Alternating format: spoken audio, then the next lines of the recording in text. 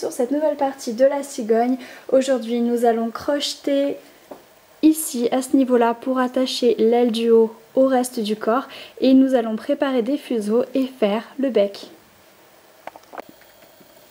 Alors pour le crochetage ici, ma dernière épingle je l'ai mis à gauche, je suis vraiment descendue au plus bas et j'ai enlevé les épingles du bas, donc il y en a deux qui ont été enlevées. Donc sur l'épingle de gauche, je vais crocheter mes meneurs.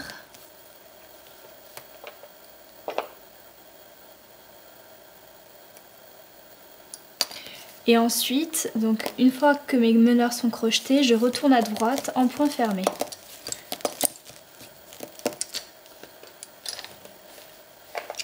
Je fais mes deux torsions de bout de rangée et cette fois-ci les meneurs je vais les crocheter sur le point de droite.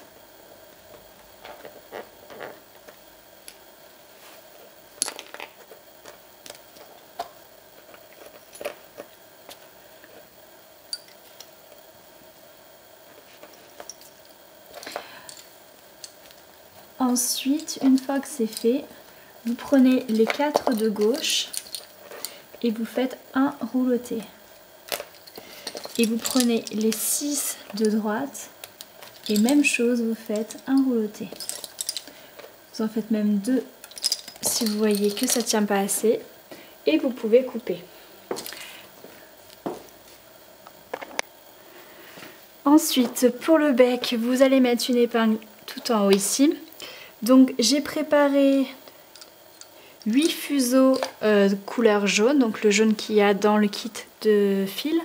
Et j'ai préparé également une paire de orange, cette petite bobine de 5 mètres de orange. Vous avez juste besoin de faire une paire pour délimiter le bec en bas.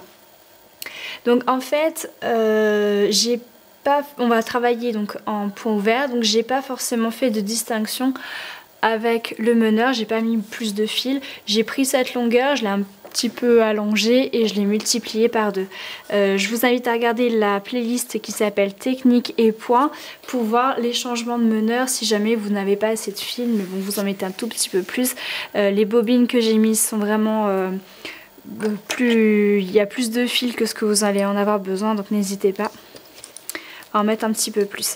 Donc pour commencer, sur cette épingle à gauche, je vais mettre ma paire d'orange. Donc on va travailler en grille, mais cette paire d'orange, on va la travailler en point fermé de façon à ce qu'elle reste bien en bas et qu'elle n'aille pas au milieu. Et ensuite, juste à côté, je vais rajouter pour l'instant 2 paires.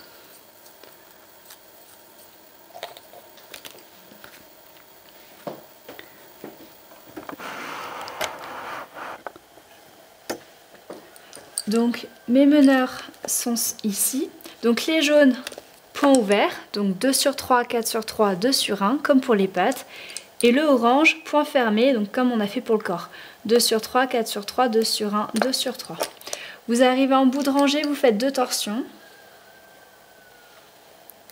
Et vous allez mettre l'épingle au premier point à gauche. Ensuite, vous allez à droite, donc point fermé. Vous faites une torsion sur les meneurs parce que vous rentrez dans la grille. Donc point ouvert. Ici vous allez rajouter une nouvelle paire. Donc pareil, dans la playlist technique et points, je vous montre comment rajouter des nouvelles paires. Donc vous mettez tout simplement une épingle avec un fil dessus et vous travaillez cette nouvelle paire. Arrivé en bout, vous faites une seule torsion parce que là vous êtes en grille et vous mettez l'épingle sur le zigzag à la suite de celle de gauche que vous avez mis. Et vous repartez à gauche. Point ouvert, point fermé. 2 torsions parce que le dernier point qu'on a fait c'est du point fermé, donc vous faites 2 torsions. De ce côté, vous faites qu'une seule torsion parce que le dernier point que vous avez fait c'est du point ouvert. Vous pouvez enlever l'épingle de soutien. Et vous tirez doucement vos fils. Ensuite, vous continuez, point fermé, vous faites une torsion sur vos meneurs, point ouvert, une torsion, une épingle. Vous retournez à gauche, point ouvert, point fermé. 2 torsions, une épingle. Vous retournez à droite, point fermé, une torsion sur les meneurs, point ouvert, point ouvert. Et ici, on va rajouter la dernière paire de jaune. Que vous travaillez en point ouvert, vous faites une torsion sur vos meneurs et vous mettez l'épingle. Ensuite, vous retournez à gauche, point ouvert, point ouvert, point ouvert, point fermé, 2 torsions.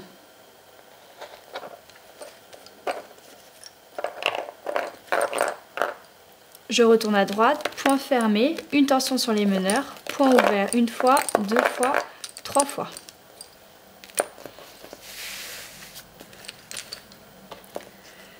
Vous faites une torsion et vous mettez l'épingle, vous retournez à gauche, point ouvert, point ouvert, point ouvert, point fermé, 2 torsions, épingle, vous retournez à droite, point fermé, une torsion sur les meneurs, point ouvert une fois, 2 fois, 3 fois. Une torsion et vous mettez l'épingle. Alors je pense que vous avez compris le principe, vous pouvez faire ça jusqu'au bout et je vous retrouve ici pour le crochetage. Alors j'ai mis la dernière épingle ici à gauche et pour l'instant je n'ai pas encore fait de crochetage. Donc je retourne à droite. Et ici par contre je vais effectuer mon premier crochetage.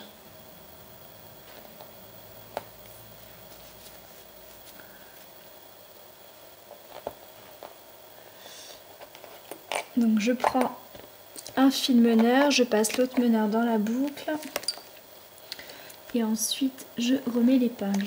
Je retourne à gauche, point ouvert, point ouvert, point ouvert, point fermé. Non pardon, vous ne faites pas le dernier point fermé parce que le fil orange, vous allez le crocheter ici, tout en haut, pour qu'il reste bien droit.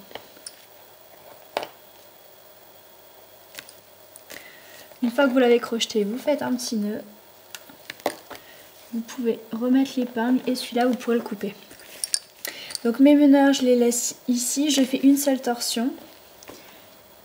Et je vais le crocheter un peu plus bas.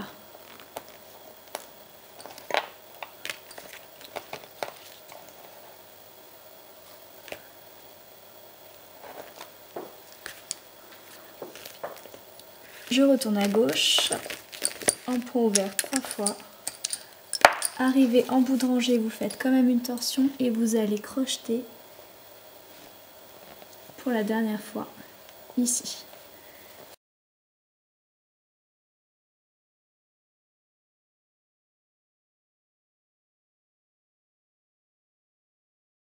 Donc là, les meneurs, vous allez faire un nœud avec les deux.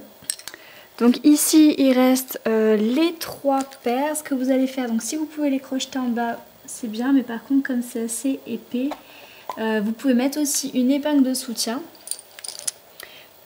entre les 4 fils, pardon, les 5 fils à gauche et un fil à droite. Et ensuite, vous finissez enrouloté autour de cette épingle.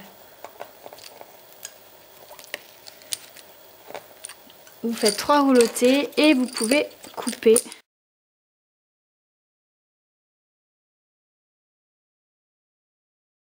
Donc voilà pour le bec, il ne nous reste plus qu'à faire le bébé. Donc comme je vous avais expliqué, il faut avoir pris l'étape numéro 3 pour pouvoir faire le point de tige du sac autour. Voilà, donc je vous dis à très bientôt pour la suite.